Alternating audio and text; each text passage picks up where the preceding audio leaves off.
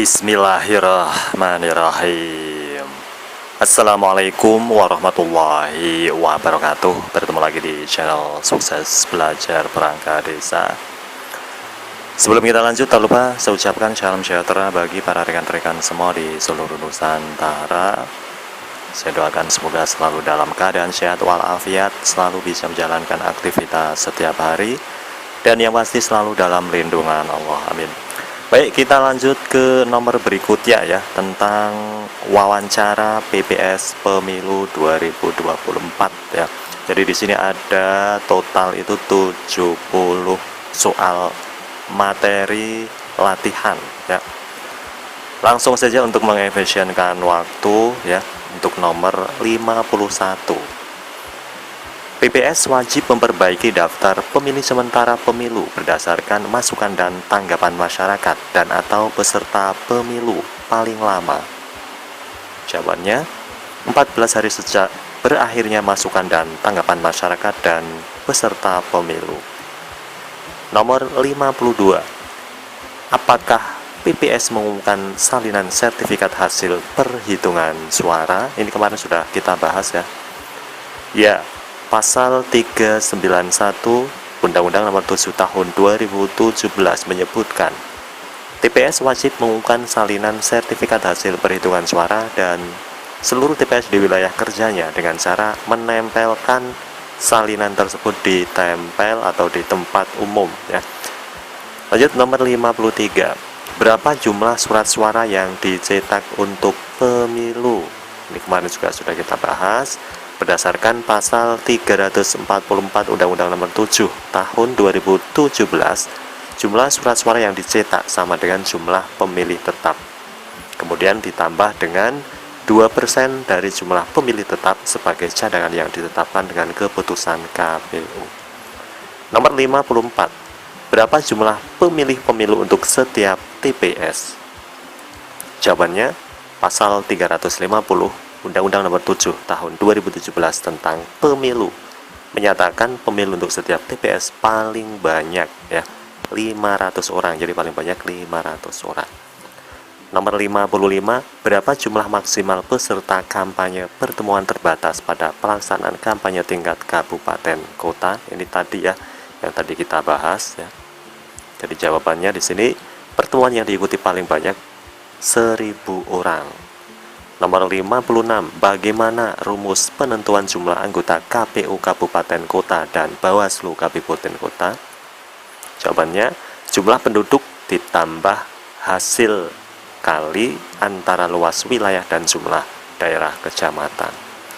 Nomor 57. Apakah Anda memiliki hubungan yang baik dengan rekan kerja? Biasanya untuk pertanyaan seperti ini ditanyakan di awal ya, apa motivasi Anda, kemudian apakah Anda memiliki hubungan yang baik dengan rekan kerja ya. Jawabannya nanti dikembangin sendiri ya. Ini jawaban saya saja ya. Jadi saya kira hubungan saya dengan semua rekan kerja saya berjalan dengan baik. Terkadang memang pernah saya memiliki masalah dengan rekan kerja terkait pembagian tanggung jawab. Namun kami bisa menyelesaikannya dengan cara berdiskusi bersama, lantaran kami memiliki tanggung jawab masing-masing ya. Nanti teman-teman bisa kembangin sendiri ya. Nomor 58. Pemilu diselenggarakan dengan 11 tahapan. Tahapan penyelenggaraan pemilu dimaksud sudah harus dimulai paling lambat. Jawabannya, 20 bulan sebelum hari pemungutan suara. Nomor 59. Masyarakat pengawas pemilu dan atau peserta pemilu dapat menyampaikan masukan dan tanggapan terhadap daftar pemilih sementara atau DPR selama, jawabannya, paling lama 21 hari sejak DPS diumumkan oleh PPS. Nomor 60. Siapa yang membentuk Pantarlih? Jawabannya, Pantarlih dibentuk dengan keputusan Bupati atau Wali Kota Madya, Kepala Daerah tingkat 2 atau Ketua PPD 2. Nomor 61. Apa yang dimaksud dengan pemilihan umum yang bebas? Jawabannya, memiliki arti bahwa setiap pemilih dan partai politik harus mendapatkan perlakuan yang sama serta bebas dari kecurangan. Nomor 62. Apa yang dimaksud dengan DP4? Jawabannya yaitu daftar penduduk potensial pemilih Pemilihan atau DP4 dari Dinas Kependudukan dan Pencatatan Sipil Kabupaten dan Kota yang telah dikonsolidasikan, diverifikasi, dan divalidasi oleh Menteri digunakan sebagai bahan penyusunan daftar pemilih untuk pemilihan. Nomor 63, jelaskan sistem pemilu apa yang dilaksanakan di Indonesia saat ini. Jawabannya, pemilihan umum di Indonesia menganut asas Luper yang merupakan singkatan dari langsung, umum, bebas, dan rahasia. Asas Luper sudah ada sejak zaman Orde Baru. Langsung berarti pemilih diharuskan memberikan suaranya secara langsung dan tidak boleh diwakilkan. Lanjut untuk nomor 64. Menurut Anda, bagaimana proses pelaksanaan pemilu ya? Dari proses pelaksanaan pemilu itu menurut Anda bagaimana ya? Untuk jawabannya ya, tahapan penyelenggaraan pemilu adalah rangkaian kegiatan pemilu yang dimulai dari pendaftaran pemilih, pendaftaran peserta pemilu, penetapan peserta pemilu, penetapan jumlah kursi, pencalonan anggota DPR, DPD, DPRD provinsi, dan DPRD kabupaten atau kota, kampanye, pengungutan dan penghitungan suara, penetapan hasil pemilu. Kemudian untuk nomor 65, jelaskan ada berapa elemen pembentuk sistem pemilu. Sebutkan apa saja. Baik, terima kasih ya untuk jawabannya. Di sini keempat elemen tersebut ya, yakni pertama terkait regulasi, kedua pemilihan, ketiga penyelenggara, dan keempat peserta pemilih. Lanjut nomor 66. Coba jelaskan menurut Anda apa itu pemilihan umum?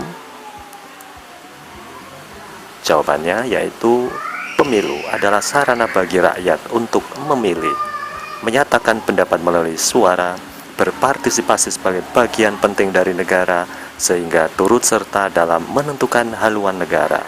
Negara Indonesia menjunjung tinggi hak-hak warga negara Indonesia. Nomor 67, apa yang Anda ketahui tentang panitia PPS?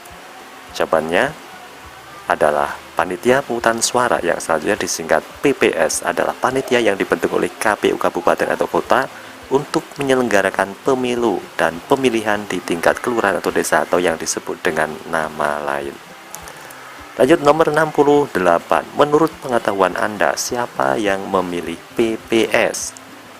Jawabannya, PPS dibentuk oleh KPU kabupaten atau kota paling lambat 6 bulan sebelum hari dan tanggal pemungutan suara dan dibubarkan paling lambat 2 bulan setelah hari dan tanggal pemungutan suara pemilu kepala daerah dan wakil kepala daerah.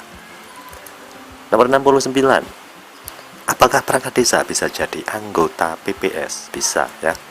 Jawabannya, berdasarkan kajian di bagian hukum, hasilnya bahwa perangkat desa boleh mendaftar sebagai PPS, PPK di setiap tempat desa yang bersangkutan.